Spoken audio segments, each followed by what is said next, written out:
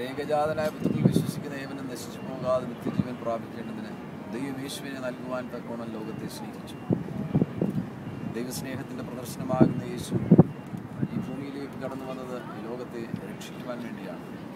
ആധുനികമാകുന്ന ലോകം ആധുനികതയുടെ നടുവിൽ പലതുമില്ലാതെ വിഷമസന്ധികളെ നേരിടുമ്പോൾ അസമാധാനം, അസമത്വം, തിന്മകൾ ഇവ ലോകത്തിൽ നിറയുമ്പോൾ അതിന് നടുവിൽ ആശ്വാസവും സമാധാനവും സ്നേഹവും നൽകുവാനുള്ള ഏക ഉപാധി യേശു ക്രിസ്തുവാണ്.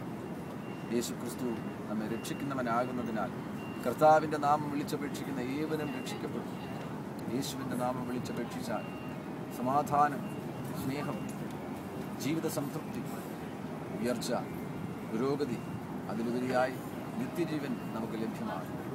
നിത്യജീവൻ ദൈവതുല്യമാകുന്ന ജീവനാകും. ഭൂമിയിൽ വെച്ച് തന്നെ സ്വർഗം നമുക്ക് അനുഭവിക്കുവാൻ കഴിയും. നിത്യജീവനിലൂടെ മാത്രമേ ഈ ഭൂമിക്ക് അപ്പുറമുള്ള ജീവിതം, ഇതിന് ശേഷമുള്ള ജീവിതം നമുക്ക് പ്രാപിക്കുവാൻ കഴിയും. എനിക്ക് ചുറ്റും ഇപ്പോൾ കാണുന്ന ഈ വലിയ ഉന്നതമാകുന്ന കെട്ടിടങ്ങളും മനോഹരമാകുന്ന ഈ ആധുനിക സംവിധാനങ്ങളും ഇതെല്ലാം നശ്വരമാകുന്നു എന്ന് വിനയപരിശ്രമം ഓർപ്പിക്കുന്നു. ഒരു ദിവസം ഇവ അപ്രത്യക്ഷമാകും. എന്നാൽ നിലനിൽക്കുന്ന ഒരു രാജ്യമുണ്ട്, ഇളകാത്തൊരു രാജ്യമുണ്ട്. അത് ദൈവരാജ്യമാണ്. ദൈവരാജ്യ സ്ഥാപകൻ യേശു ക്രിസ്തുവാകുന്നു.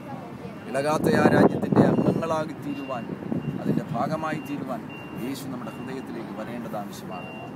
യേശു പറയുന്നു, ഞാൻ ഉയർത്തപ്പെട്ടാൽ എല്ലാവരെയും എങ്കിലേക്ക് ആകർഷിക്കും. ആകാശത്തിൻ്റെ കീഴിൽ മനുഷ്യരുടെ ഇടയിൽ രക്ഷിക്കപ്പെടുവാൻ നൽകപ്പെട്ടിരിക്കുന്ന ഏകനാമം യേശു ക്രിസ്തുവിൻ്റെ നാമമാകുന്നു. ഈ രാജ്യത്തിന് അപ്പുറമുള്ള ഇളകാത്ത രാജ്യം, സ്വർഗരാജ്യം, ദൈവരാജ്യം പ്രാപിക്കുവാൻ നിങ്ങൾ ആഗ്രഹിക്കുമെങ്കിൽ യേശുവിനെ നിങ്ങളുടെ ഹൃദയത്തിലേക്ക് സ്വീകരിക്കുക. യേശുവിനെ കർത്താവും രക്ഷിതാവുമായി സ്വീകരിക്കുക.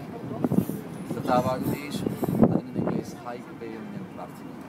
ആമേൻ.